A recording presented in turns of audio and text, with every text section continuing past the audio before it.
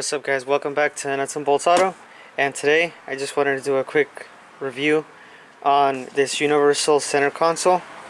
I bought this center console for my Ranger because the center seat broke like most of the Ranger's seats break.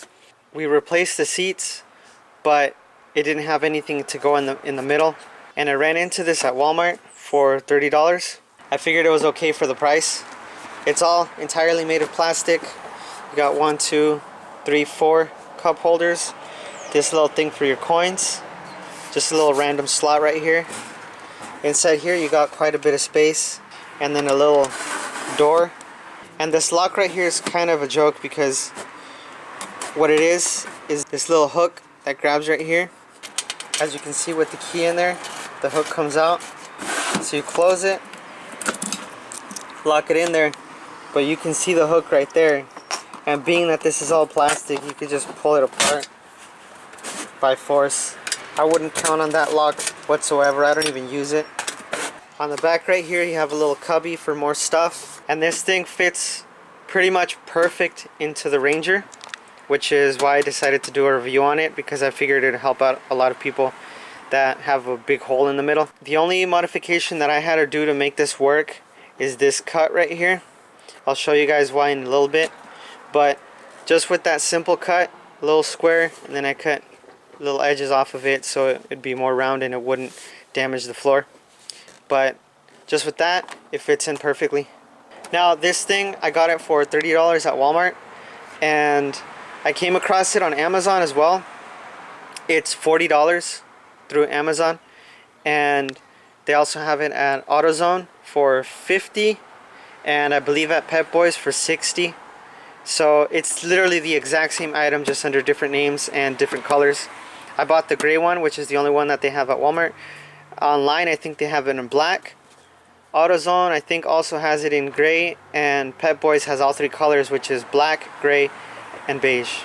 So this here is my interior, which was empty because I swapped out the seats. The reason why I had to cut the little notches out is because if you just try to put it on without cutting it out, it'll wobble, because it'll either sit flush with this side or sit flush with this side, and it'll go back and forth. So I just measured the distance from right here to here, and then made a mark on the console, and then measured out this distance and just cut it out. Once I had the center console fitted on here with the notches cut out, I sat it down and then pushed it down into place. And there's two little holes on the inside of it where it's supposed to be fastened down.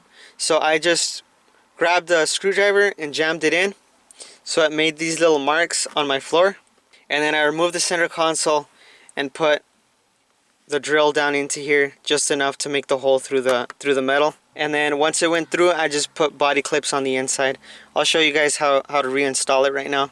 So those little holes are the ones that I'm talking about, where you're gonna put the screwdriver in through right here, just to mark it, and then remove it, make the holes, and then put this back in there.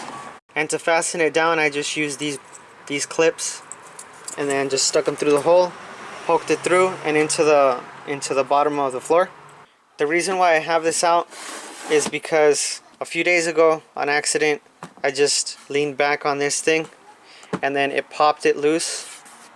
So this came apart, and what I can see is that the plastic here just seemed to be melted together.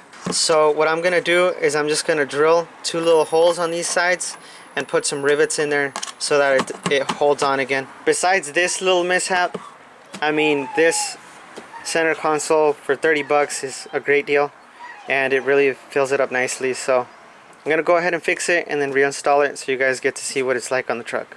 Okay, so right here I made a hole through the plastic.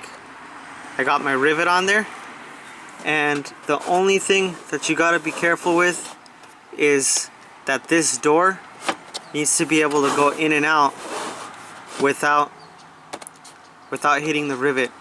Okay, so now that we got the rivets on there, this side was okay, but I decided to put some on there anyway, just because I've already seen how that's the weak point of this. Now that we got those on, it's time to put them in between the seats, and you just grab it